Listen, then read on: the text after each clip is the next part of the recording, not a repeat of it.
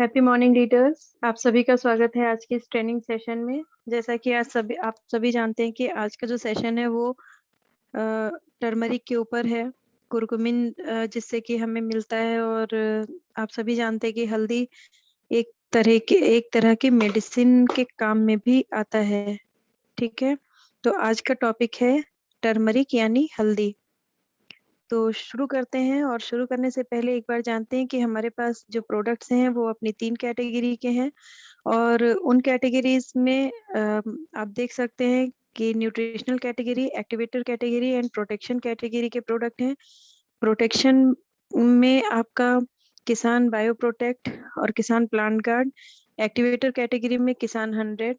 और पोषण यानी न्यूट्रिशनल कैटेगरी में आपके काफी सारे प्रोडक्ट हैं, जिसमें किसान ह्यूमिक, किसान गोल्ड ग्रोथ, किसान अमीनोविट, किसान अमी एंटी फ्लो, किसान फ्रू मैच्योर, किसान एचएपी ग्रैनुअल एंड किसान ईल्ड। कल के सेशन में जैसे मैंने आपको बताया कि अपने पास जो न्यूट्रिशनल कैटेगरी के प्रोडक्ट हैं, इनमें से 2 प्रोडक्ट्स को हम टॉनिक की तरह से देखते हैं। और अपने 2 प्रोडक्ट्स ऐसे हैं जिनको हम सॉइल एप्लीकेशन में यूज करते हैं। और एक प्रोडक्ट अपना ऐसा है जो ओवरऑल पूरे प्लांट को और प्लांट की हेल्थ को सही रखने का काम करता है, और साथ ही साथ रूट्स पे पूरा वर्क करता है। ठीक है, तो किसान इसी तरह अपने पास न्यूट्रिशनल कैटेगरी के। सेशन स्टार्ट करने के पहले हमें ये जानना बहुत जरूरी है कि टर्मरिक जो है अपने इंडिया में कहाँ कहाँ होती है, कौन कौन से ऐसे क्षेत्र हैं जहाँ पे सबसे ज्यादा टर्मरिक का उत्पादन किया जाता है। तो मैं बताना चाहूंगी कि अपने इंडिया में टर्मरिक का सबसे ज्यादा उत्पादन महाराष्ट्र में होता है। महाराष्ट्र एक सबसे बड़ा उत्पादक क्षेत्र है हल्दी के लिए, और जहाँ की हल्दी वर्ल्ड फेमस भी है। तो इस दृष्टि से महाराष्ट्र वाले लोगों के लिए भी आज का सेशन बहुत अच्छा होने वाला है, अगर जो भी लोग महाराष्ट्र के हैं उनके लिए। चलिए आगे बढ़ते हैं। हम देखते हैं कि टर्मरिक के लिए हमें कौन कौन से किस तरह के क्लाइमेट की जरूरत होती है।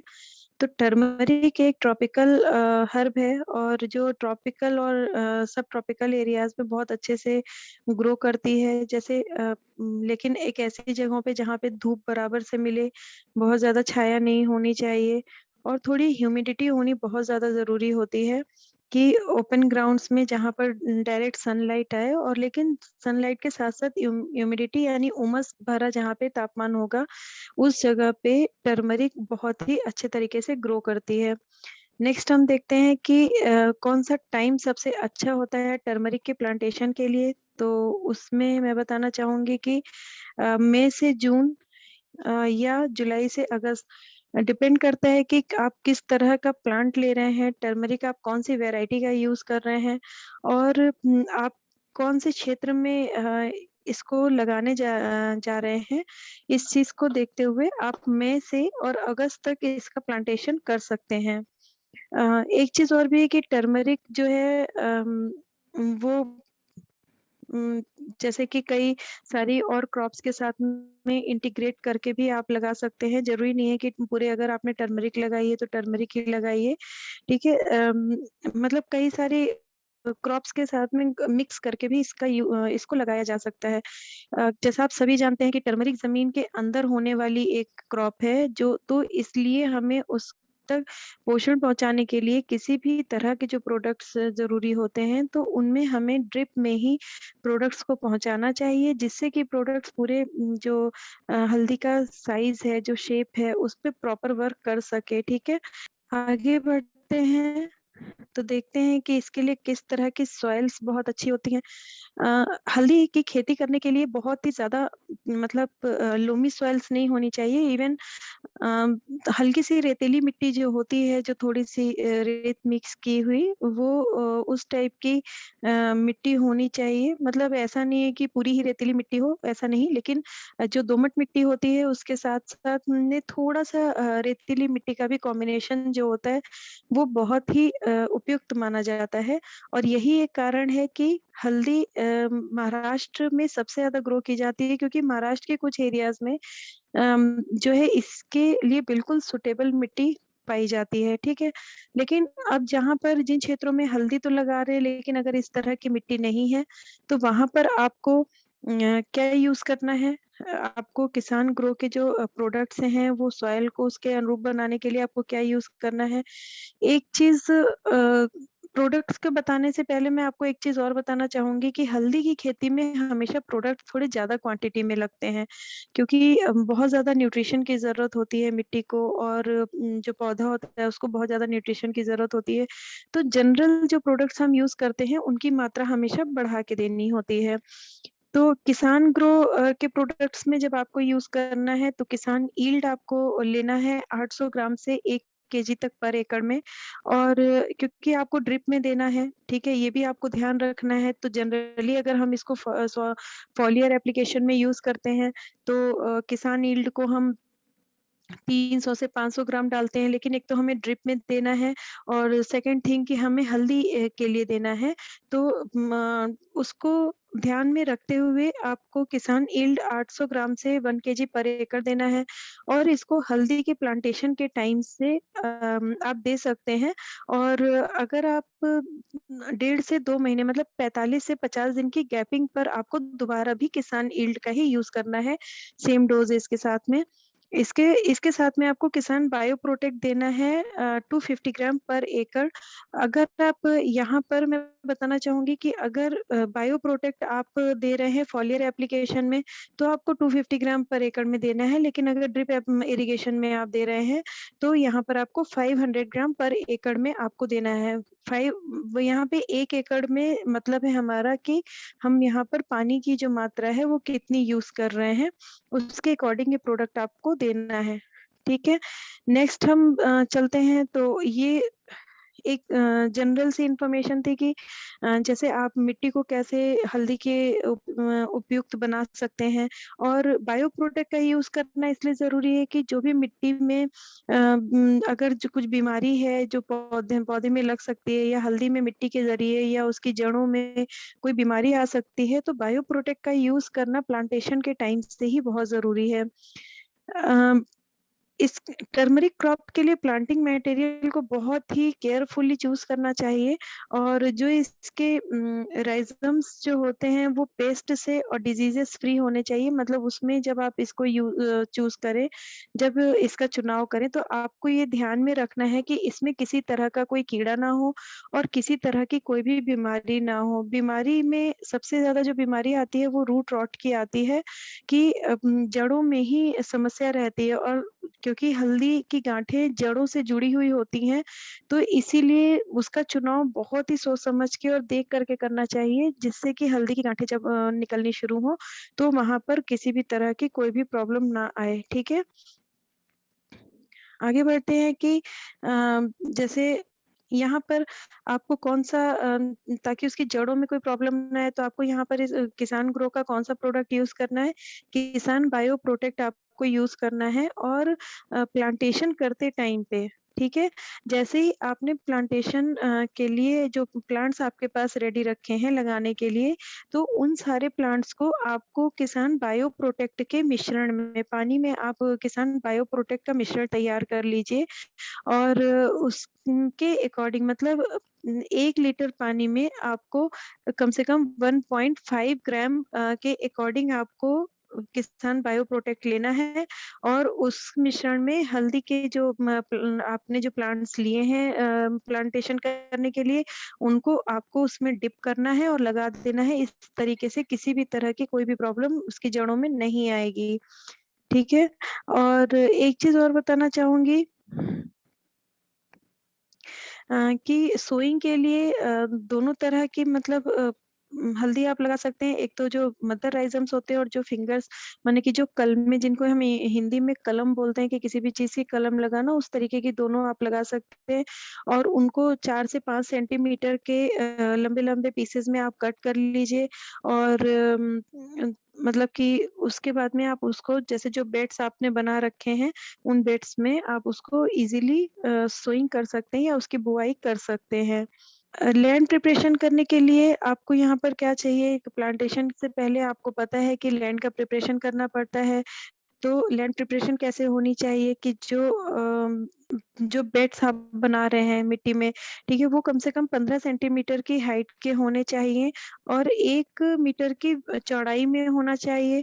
तो ये सबसे अच्छा तरीका माना जाता है कि जब इतनी ऊँचाई और इतनी चौड़ाई पे जब आप प्लांटेशन करते हैं, तो जड़ों को विकसित होने का बहुत अच्छा एक स्पेस मिल जाता है और मिट्टी से भरपूरी रहती है। तो उसी टाइम पे जब लैंड प्रिपरेशन की जाती है, बेड्स बनाए जाते हैं, तो आपको क्या करना है कि किसान ह्यूमिक 500 ml आपको 1 एकड़ में यूज़ करना है।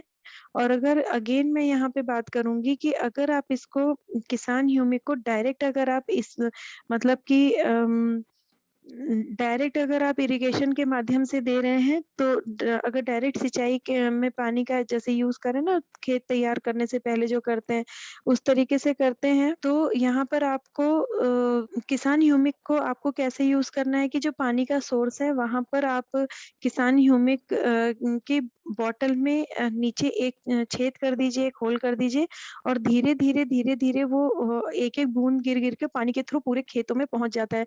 और दूसरा तरीका ड्रिप का होता है कि तो जो जहाँ पर ड्रिप से पानी पहुँचाया जाता है, पानी का सोर्स जहाँ पर भी होता है, जो ड्रम्स तैयार किए जाते हैं, आप उनमें आप 1 लीटर किसान ह्यूमिक 200 लीटर पानी की मैं यहाँ पे बात कर रही हूँ, 200 लीटर ऑफ वाटर में आप किसान ह्यूमिक को मिक्स कर दीजिए, लेकिन 1 लीटर किसान ह्यूमिक को यूज़ करना है और वो ड्रिप के माध्यम से भी उन बेड्स में पहुँच जाएगा।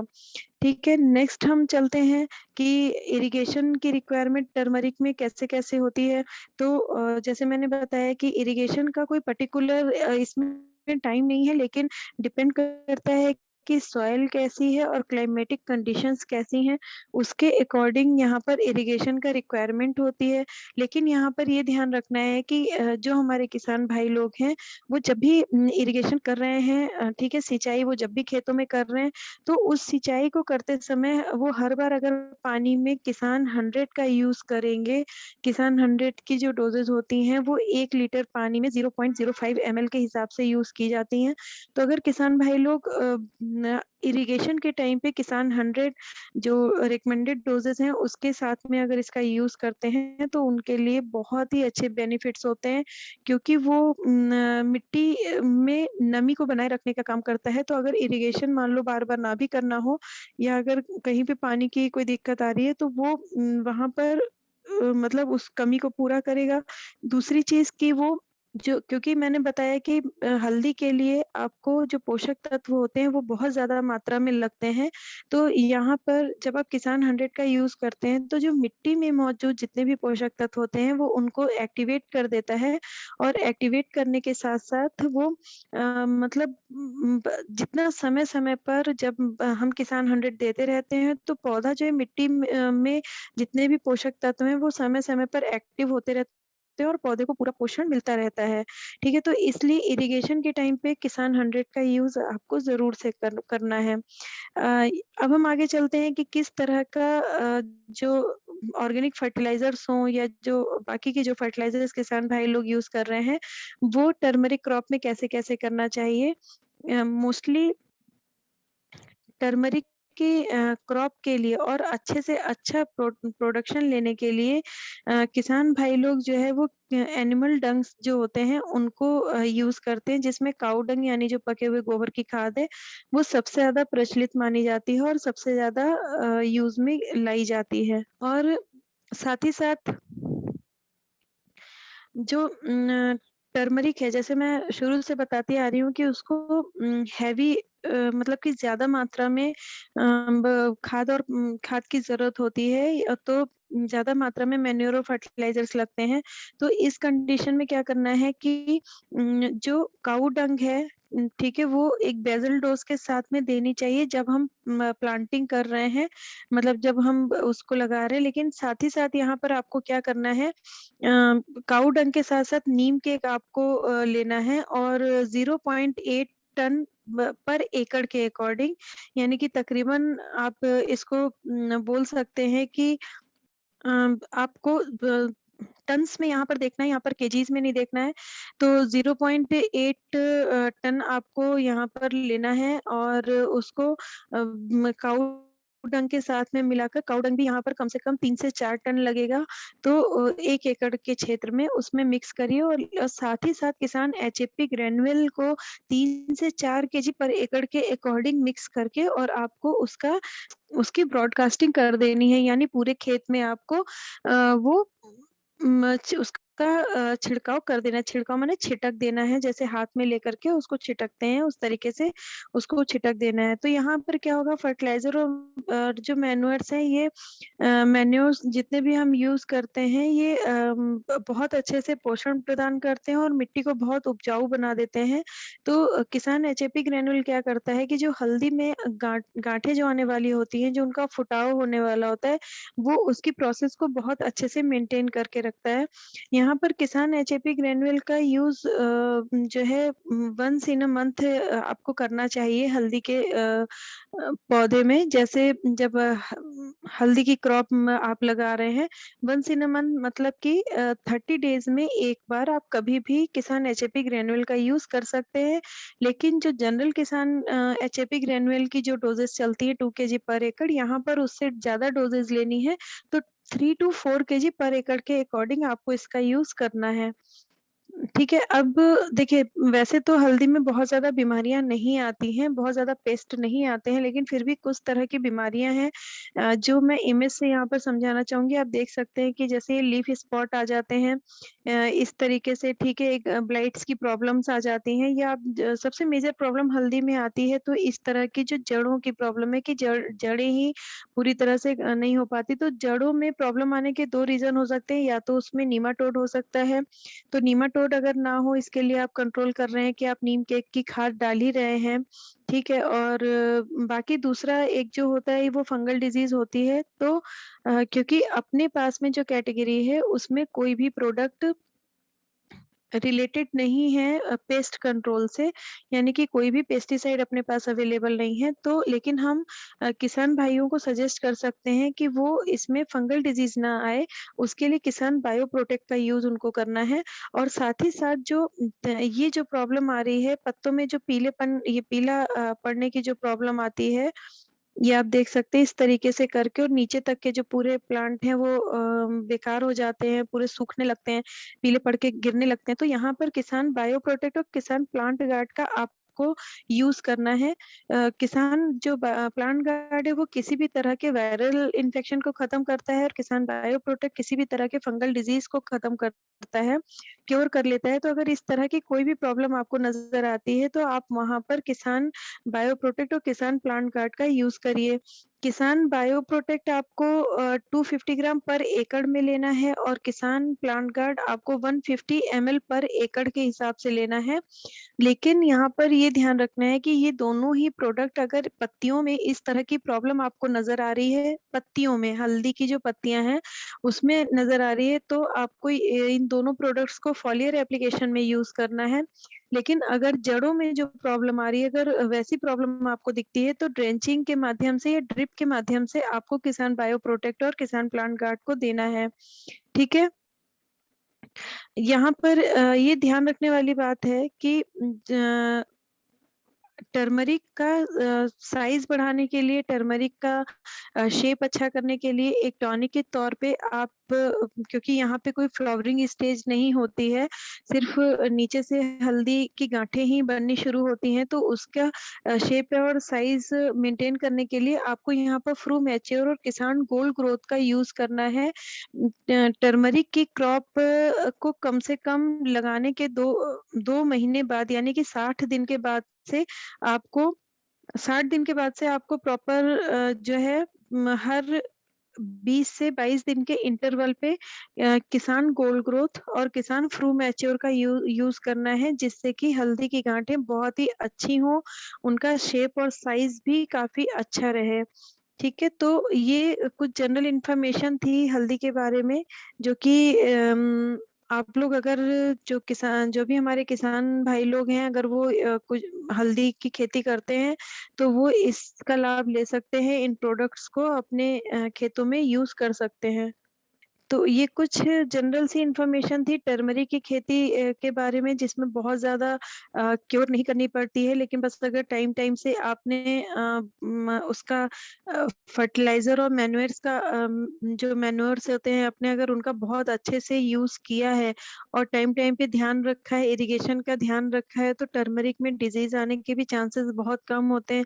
और डिज़ीज़ ना आए उसके लिए तो आप लोग बायो प्रोटेक्ट और प्लांट गार्ड का यूज़ कर ही रहे हैं, तो उसको यूज़ करते रहिए और अच्छे से अच्छी पैदावार आपको मिलेगी, ठीक है? Uh, wish you all the infinity of wealth and health. Bye bye. आप लोग स्वस्थ रहिए और खुश रहिए। इसी मनोकामना के साथ इस सेशन को एंड करती हूँ।